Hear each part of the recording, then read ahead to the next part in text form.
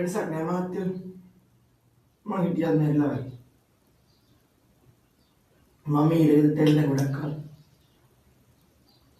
මට දැන් නැති වෙන්නේ කියලා දෙයක්වත් නෑ. මට දැනෙන්නේ නිකන් හිටින් පස්සේ මම නිදහස් වගේ.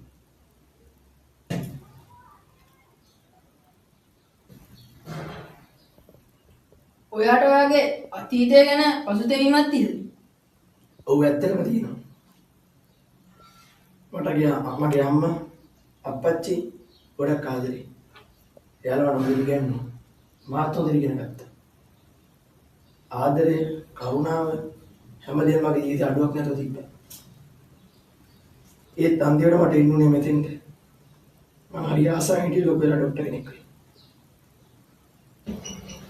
අපිට කාලය ආපස්සට ගන්න බැහැ නේද පොයින්ට්? ඔව්. ඒක ඇත්ත. ඒත් මම කැමතියි මගේ කතාව බෙදා ගන්න.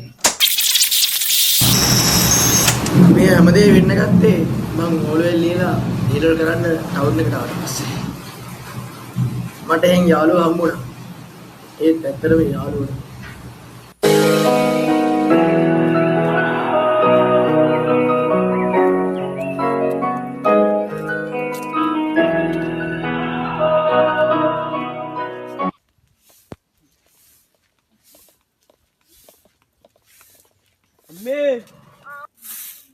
පුතා ආවද?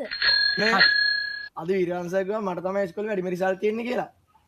ඒලවල ගන්න ලොකු ඉස්කෝලේට යන්න පුළුවන් කියලාත් කිව්වා. අනේ දෙවියනේ මගේ පුතා. ඔයාට පුළුවන් මේ මුළු ලෝකෙම ජය ගන්න. ඔයාට පුළුවන් අනිවාර්යයෙන්ම ડોක්ටර් කෙනෙක් වෙන්න. අපි මේක ඉක්මනට තාත්තටත් කියමු.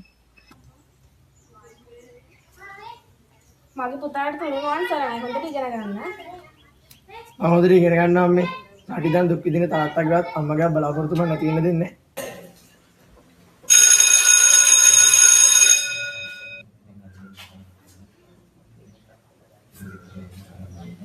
Hai.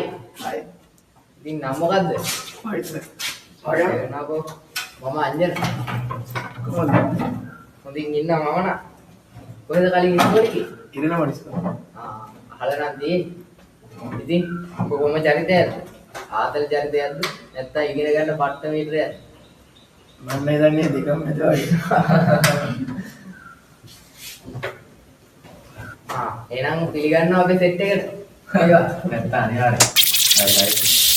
අම්මේ මං ආවා. කොහමද පුතා අලුත් ඉස්කෝලේ? ළමයි හොඳද? යාළුවෝ හම්බුණාද? හොඳයි අම්මේ අවුලක් නැහැ. යාළුවෝත් හම්බුණා. එහෙනම් එච්චරයි ඉති වෙන්න ඕනේ.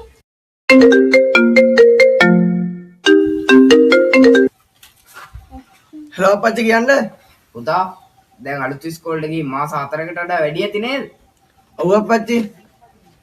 කොහමද වැඩ ටික? පුතාට ඕන කිව්ව ලැප් එක මං ඊළඟ සැරේදී අරන් එන්න. දැනට එව්ව ෆෝන් එක හොඳයි නේද? ඔව් අපච්චි අවුලක් නැහැ. වැඩ ටික ඉතින් කරන් යනවා. උදේට ඉස්කෝලේ යනවා. අවසර පන්ති යනවා. රැයට ගෙදර එනවා ඉතින්. මේ කාලේ මහන්සිලා ඉගෙන ගන්න. හරි අපච්චි හරි. ඒ බත් එක්කන් එන්න කිව්වට අවදාවත් එක්කාවේ නෑනේ. හරි සුද්දයියා. ඔයා දන්නවනේ ඌ ඇදන් ඉන්න හරිම අමාරුයි. ඌ පට්ට මීටරය. හැබැයි ආතල් එකේ ඉන්න. අපිත් එක්ක වුණත් පට්ට මට ඒවැන් වැඩක් නෑ. උඹට බඩු අඩුවට ඕන මට කට්ටිය සෙට් කරපන්. එච්චර. හරි. මං ගොල්ලව අනිත් දවසේ ස්පොට් එක ළඟ පාරට එක්කන් එන්න. එක දවසක් ආවොත් ඕක හරියයි. හැමදාම එයි. ඒ බං පවිත්‍ර. අදවත් යන්න බං ෆුඩ් අට් එක පැත්තේ රවුමක් දාලා එන්න. හැමදාම ක්ලාස් යන්න ඕනෙත් නෑනේ බං. අනේ මට බෑ. සල්ලි ගෙනාවේ.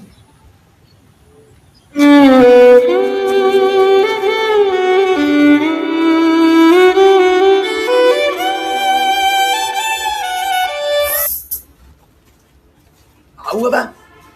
හැමදාම කියනවනේ බං අපිට උඹේ සල්ලි වලින් වැඩක් නෑ. අද යමන්. ඇත්තට කොහෙද මම කොට්ටිය දින බල අයියන් කොට මම දන්නේ නෑ. මං කියන්නම් තියෙන තැන. නඩුවක්වත් කන්න වෙයිද දන්නේ නෑ.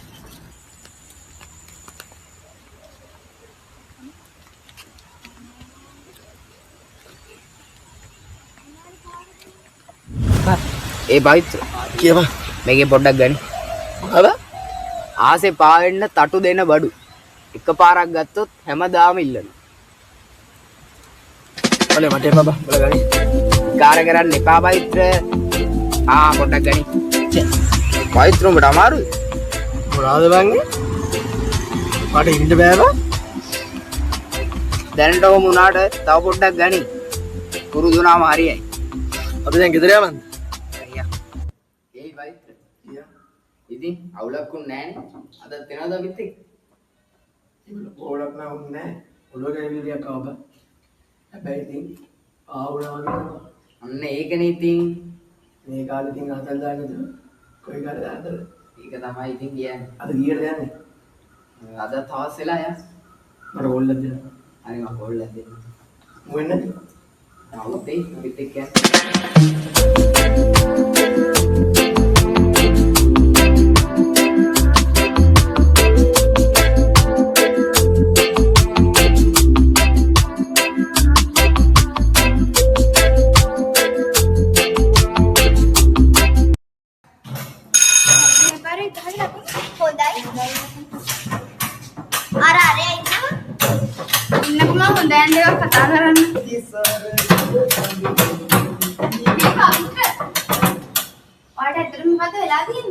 රමුත්තලා නෑ.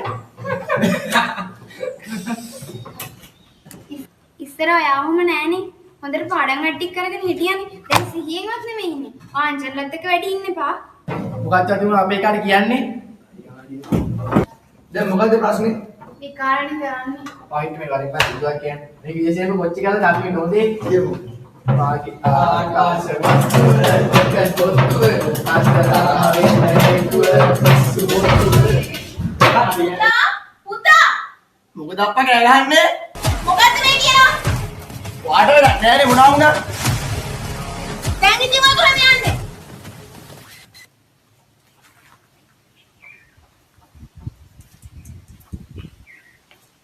පුතා මොකද නිකන් මොන ඇදලා ගිහිල්ලා වගේ මොකක් හරි අසනීපයක්ද?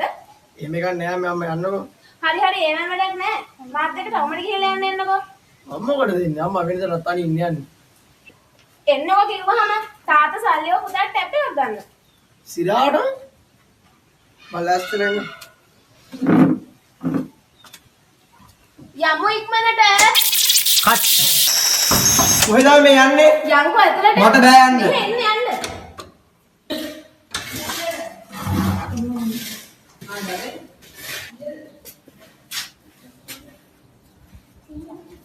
ගගන් මෙයාද පුතා? ඉතින් පුතා කොහමද? අයියා මෙහෙට ආවේ. මට කිසි වෙලකින් නෑ අයියා. වාඩි වෙන්න පොඩ්ඩක්. වාඩි. අපි දන්නවා පුතා වට වෙලා තියෙන්නේ මොකද්ද කියලා. අද කාලේ ඉස්කෝලේ යන ළමයි ගොඩ දෙනෙක් මේ මද්‍රව්‍ය වලට ඇබ්බැහිලා ඉන්නවා. හැබැයි එකෙන් කියන්නේ නෑ යාළුවගේ ජීවිතය ඉවර කියලා. අපිට පුළුවන් ආව බේරගන්න. හැබැයි ඔයා අපි කියන දේ ඇහුවොත් ඔයා ලොකු ළමෙක් නේ පුතා. ඔයාට තේරෙනවනේ අපි කියන දේ නේද? කලබල වෙන්න එපා පුතා. අපි ආව පොඩි කාලේකට පුරුද්ද අපේ මධ්‍යස්ථානයට යොමු කරනවා.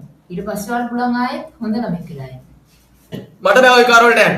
ඔයයි පුතා විකාරයක් වෙන්නේ. අපි දැන් කරන්න ඕන දේවල් තීරණය කරලා ඉවරයි. ඔයා තමයි අපිට ඉන්න එකම දරුවා. ඔයාගේ ජීවිතේ විනාශ කරගන්න දෙන්න බෑ.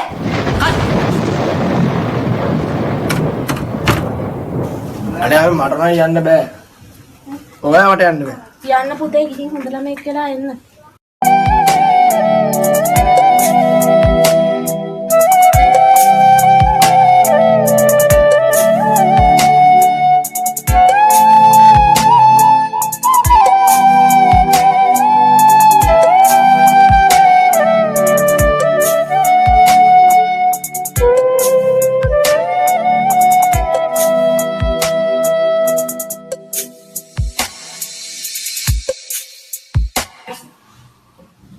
ඔන්න ඔය ගැසෙල් මම කතාව.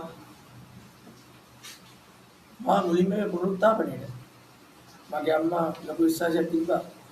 ඉතින් පස්සේ මම හැදේ කියලා. ඒත් එතන ඇතිවෙච්ච ආරවුලකින් මට මගේ ආවේගය පාලනය කරගන්න බැරි වෙලා මග අතින් කෙනෙක් මැරුණා. ඉතින් පස්සේ මම මෙහෙට එවුවා. දැන් මම මෙතනට ගිහලා අවුරුදු 3කට වැඩි. මෙතන ගිහලා ටික දවසක් ඇති මට ආරංචි වුණා මගේ අම්මා නැති වුණා කියලා. දැන් මම ජීවත් වුණා කියලා මට තේරුමක් නැහැ. මම ආදරය කරපු හැමදේම මම ආශය කරපු හැමදේම මට නැති වුණා. මට මගේ යාළුවෙක් දුක. ඒ යාළුවින්ද තමයි මම මේ තැනට වෙන්නේ. මම වගේ තව ගොඩක් අය මේ දෙට ඇබ්බැහි වෙන්න කලින් සර් මේ ගැන දැනුවත් කරන්න කට්ටිය. මේකට ඇබ්බැහි වතයි ගොඩේම. මට තේරෙනවා පවිත්‍ර කියන දේ. මම අනිවාර්යෙන් මේ දේ කරනවා.